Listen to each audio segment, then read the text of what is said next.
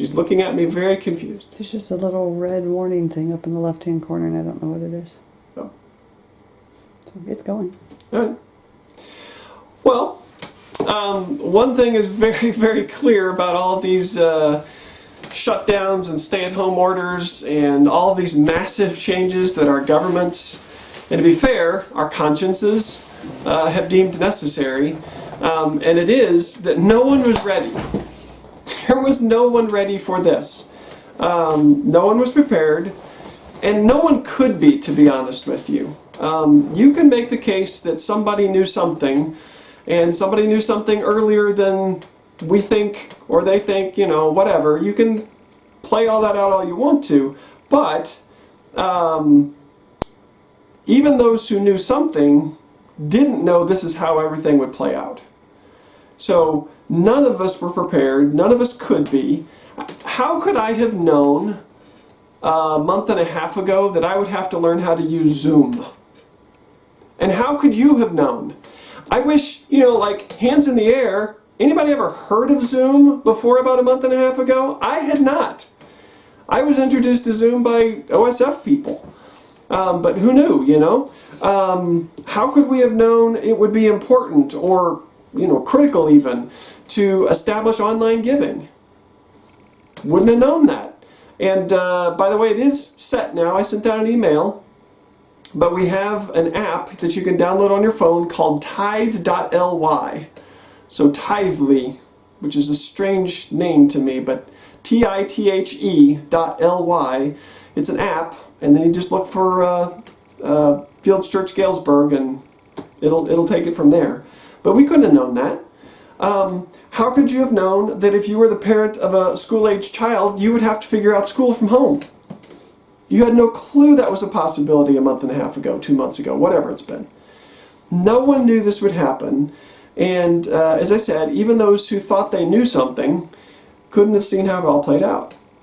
And so the way I put it was that, you know, we can prepare for 1,000 different outcomes, and then sometimes 1,001 happens. And if you're not feeling it now, you have felt it in the past, or you will feel it in the future.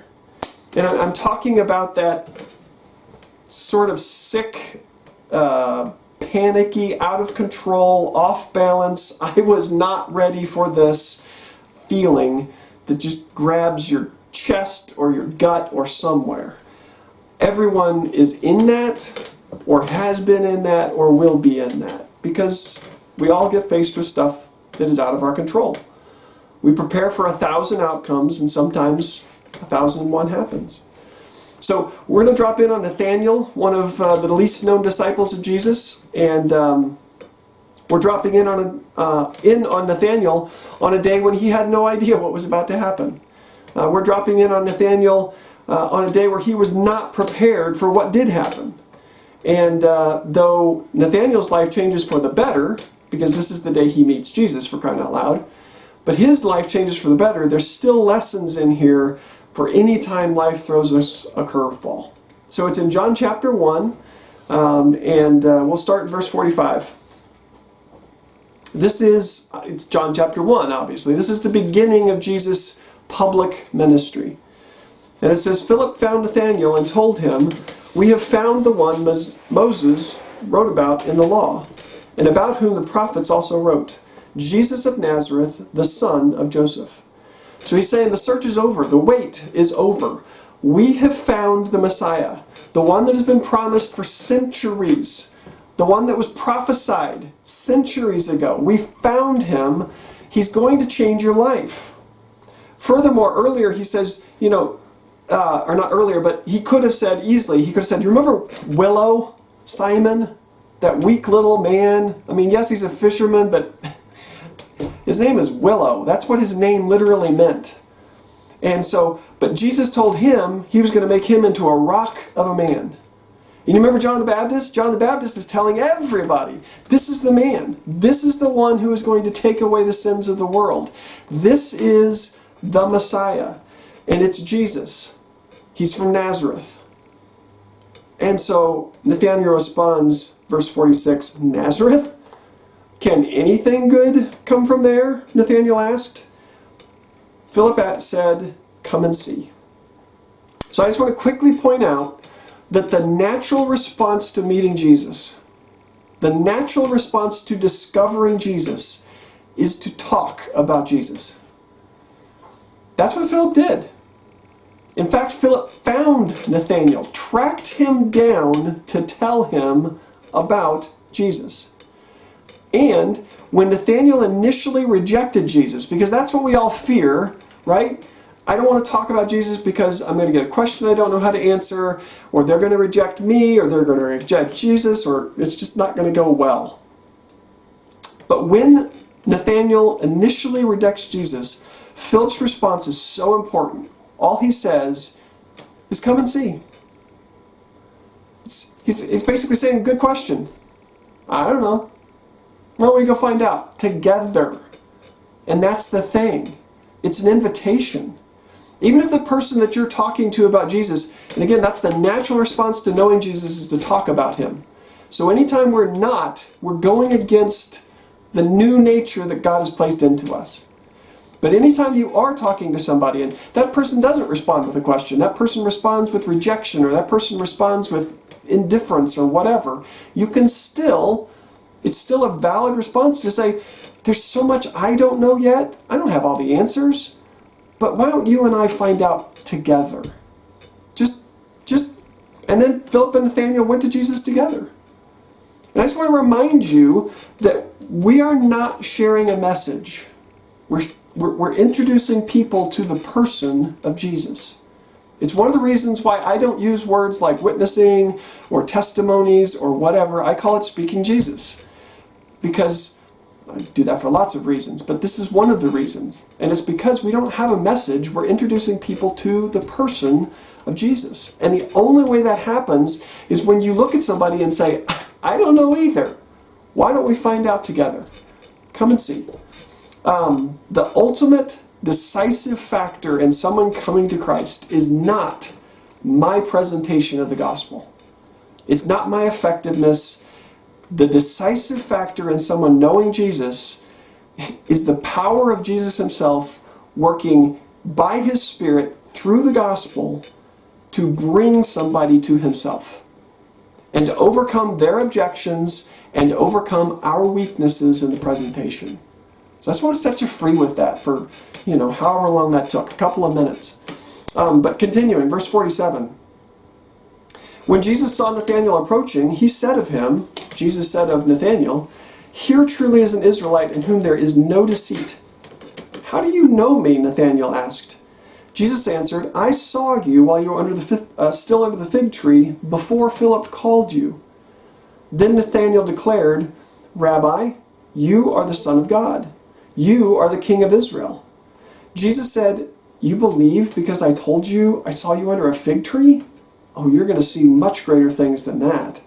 He then added, "Very truly I tell you, you will see heaven open and the angels of God ascending and descending on the Son of Man." Now, many of us who grew up in church, this is the kind of story that we just kind of skip over. We just don't even take notice of it. But I want you to back up and notice something really kind of odd. Nathanael's response is a huge overreaction. Jesus says, "Looky there, there's an Israelite in whom there is no deceit." And Nathanael says, "Well, how do you know that?" And Jesus says, "Well, I saw you under a fig tree even before Philip called you." And then Nathanael's response is, "You're the king, you're God, I'm going to follow you anywhere." That is a huge overreaction. Even Jesus seems amused. Jesus' response is basically, "That's it? That's what it took? Oh, you ain't seen nothing yet." And so what was it that was so important? And understand, this is a 30-second exchange. What was it that was so important about this 30-second exchange between Jesus and Nathanael that changed him so much? Changed him from the rejection of, there is nothing good that ever comes from that dirty little backwater town of Nazareth. Changed from that to, you are the Messiah, you are the Son of God, you're the King, I'm going to follow you anywhere. That 30-second exchange is the center of responding to 1001. Remember, we can prepare for 1,000 outcomes, but sometimes 1001 happens. So we read it, but we're going to back up. We're going to slow down. This is the first time Jesus and Nathanael have met. When Jesus saw Nathanael approaching, he said of him, "Here truly is an Israelite in whom there is no deceit." Do you see what Jesus is immediately doing? We find out later, and I may just kind of skip that part, but we find out later that Nathanael figures out later that Jesus knew that Nathanael rejected him initially. So, Nathanael is coming into this conversation skeptically, cynically. He's already rejected him. And yet here's Jesus accepting Nathanael. And not just accepting Nathanael, praising Nathanael. Nathanael, who moments earlier cynically rejected Jesus with an offhand, just kind of dismissive, nothing good comes from that town. That's astounding. There's a pastor named Tim Keller that I have some respect for, a great deal of respect for, and he has this quote, this phrase that I really, it speaks to me. And he says that Jesus Christ knows you to the bottom and praises you to the skies. He knows you to the bottom. That means that he knows your weakness, he knows your mess, your failure, your cynicism. Jesus knows Nathanael rejected him, but Jesus accepts him anyway. "How do you know me?" Nathanael asked. And Jesus answered, "I saw you while you were still under the fig tree before Philip called you." And then Nathanael declared, "Rabbi, you are the Son of God, you are the King of Israel." Now here's the thing. We have no idea what happened underneath that fig tree. We don't know why Nathanael was there. I've heard lots of messages, I've read lots of books, kind of imagining what he was doing there. But what we do know is that it was something so significant to Nathanael, so private, so absolutely impossible for anyone on the planet to actually know, that when Jesus says, "I saw you there," Nathanael is astounded. But we have no idea what actually happened under the fig tree, and that is the point. Jesus is telling Nathanael, before you ever got to this moment, whatever it is, I saw you. Before you ever got to this decision, this challenge, this mess, this joy, this victory, this day, I see you. Actually, it's I saw you. It's past tense. Before you were confronted with 1001, Jesus saw you. And I won't take time to go through all of the different verses, but if you just look through, just glance through the Gospels at the things that happen when Jesus sees someone, it's never negative. I guess there is the time where he sees the heart of men. But more often than not, you see that he sees them and he says, "Take courage." He sees them and he has compassion on them. He sees them and he heals them. He sees them and he loves them. He sees them like the rich young ruler. He sees and his heart breaks because of the rejection, but still he sees him. What threw Nathanael for such a loop, what just blew his mind, was the realization he saw me before I saw him. He was looking for me. I rejected him, but he accepted me. Then I decided to kind of look for him, only to find out he was looking for me the whole time. Before we are confronted with the unexpectedness of 1001, before we get that sick, I was not ready for this feeling. Before we come to that day, he saw you. I thought of a silly example, but I want to try and help this. I want to try to make this make sense to maybe some of the younger ones that might still be hanging out on the fringes listening. And I'm an old man, so I only know how we did it, back when we still had typewriters. But if it's like, imagine that there's this girl that you really, really, really like. I mean, you dream about her, you want to spend time with her, and there's no restrictions because of some stupid virus. It's just you hanging out in school, or you hanging out in a church somewhere, or there's some girl that you really, really like. And back in my day, you'd talk to a friend of a friend, and messages would travel and notes would be written, and there was the old checkbox where do you like me, yes or no, but you wouldn't sign it. I mean, just stupid stuff. There's probably an app for it now because I'm sure it's been monetized and put online. But the point is, the silly point is that this is kind of like that, where you find out that somebody you really, really are interested in has been interested in you the whole time. Like, I can remember in grade school really, really being infatuated with this little girl named Jennifer. And I thought about her, I dreamed about her, I meticulously chose Valentine's Day cards for her that were different than every other person in the class got, okay? So, just bearing my soul here. But then in high school, we kind of lost track of one another. And then in college, I'm at work at JCPenney, and she comes in. And I'm already dating somebody. I don't remember. I didn't date all that many people. I'm probably dating the other Jennifer in my world. But I don't know, some bold thing took me over, and I said, back when we were in grade school and junior high, I really had a crush on you. And she said, yeah, I know, I had a crush on you too. If I had only known. That's a silly, stupid example of what's going on here. But I wanted to try and make it help make it make sense to maybe some of the younger ones. Because that's what's going on. Before we ever get to any movement toward God, we find out He's been moving toward us the entire time. Before I ever ask for forgiveness, He's already forgiven us. Before I ever move toward Him, He's moving toward me. Every movement toward Him on the 1001, the day that 1001 happens, you will find He has already moved toward you. Before I was on your radar, you were on mine. That's what Jesus is saying. Before you noticed me, I noticed you.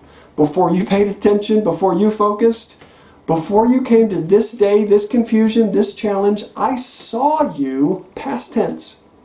I saw you on this day, and I loved you, and I accepted you.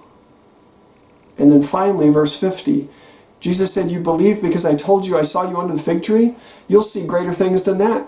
He then added, very truly I tell you, you will see heaven open and the angels of God ascending and descending on the Son of Man.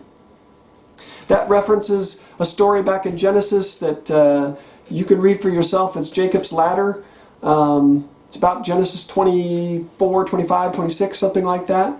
The bottom line is Jacob is running away from his family. He has deceived them. He is kind of being exiled in a way. He is being forced away from his family just for his own safety because his brother wants to kill him. And so he falls asleep, and he has this dream where there are angels ascending and descending a ladder to God in heaven.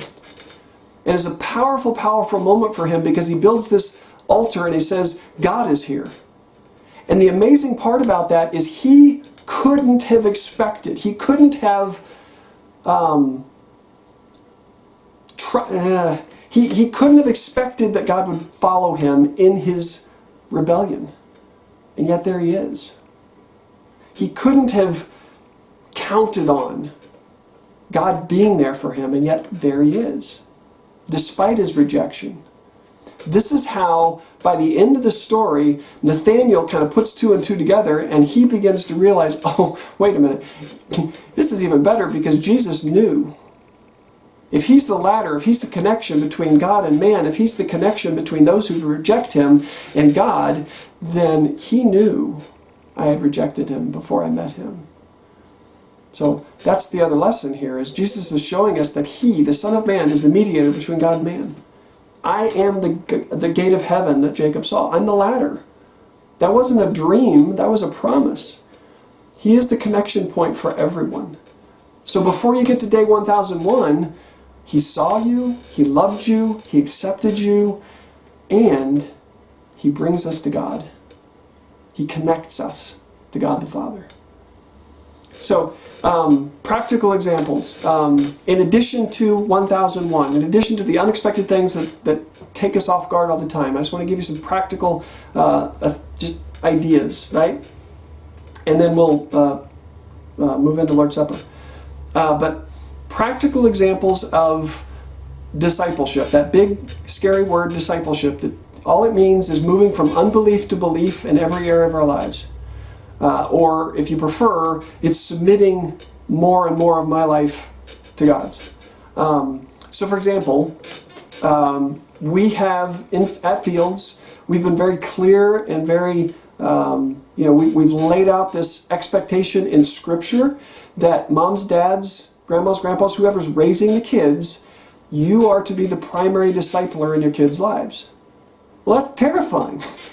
That's scary. I don't know what to do. I don't know how to open up the Bible. I don't know how to teach. I don't know how to, and we said, it's as simple as reading the Bible, but even that can be scary. It's as simple as praying together, but even that can be scary. Here's the truth. Here's the thing. Before you got to the point where you're like, oh, this is what I'm supposed to be doing and I'm scared to do it, before you got there, He saw you. He accepted you, He loved you, and He connected you to God the Father. Before you ever decided that maybe you ought to be a little more public about your faith, He saw you, He loved you, He's moving toward you. Before you ever decided any kind of obedience, before you ever realized, this is something I really feel called to do, but I'm so scared to do it, before you ever get there, He saw you, He loved you, He's moving toward you. Before 1001 happens, He saw you, and because of Him, heaven is open, and power is flowing from God to us. Remember that from Ephesians, Philippians, Colossians? To us, for you. That's how this works. Before Philip told you about me, Nathanael, Jesus says, I saw you. Every time we move toward Him, we will find that He has moved toward us first. So Father God, thank You for that truth. Thank You that whether it is an unexpected event like everything that's happened, or if it's just something that scares us, I thank You that You move toward us first. I pray that we would feel that and receive courage from that. And we ask that in Jesus' name. So, yeah. Deanna's got to turn off the video because we need to record this part.